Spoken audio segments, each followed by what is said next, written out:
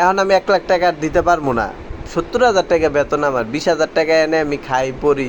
অসুস্থ ছিলাম কতদিন, চিকিৎসা করছি, জানি না সামনে ডিউটিতে যাইতে পারি নাই, বেতন কত পামু না না পামু, চাকরি হারাইতাছি। এর মধ্যে তোমার 50,000 টাকা পাঠাইছি 70,000 টাকাতে। এখন আবার আমি কইতে 1 লাখ টাকা পাঠামু?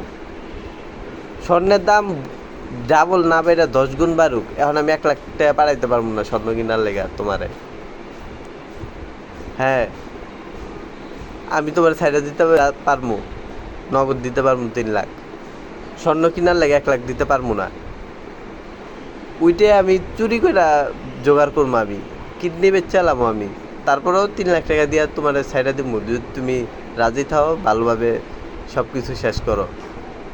কে যে তোমার দায়িত্ব নিব তুমি এই চিন্তা করো। তোমার যে অবস্থা, কোন ওই পোলায় তোমার দায়িত্ব নিব, হয় না বেকার। মানে আমি তোমার ভরণ পোষণ দেই বিদেশে থাইকা, কামলা খাইটা, আমি আনরোমান্টিক।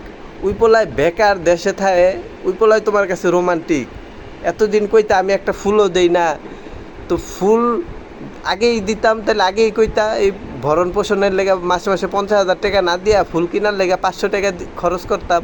বুঝতে পারছি তো আমি, ওই পোলায় যে এতদিন কেলে বাসে হইতো, এখন বুঝলাম আমি।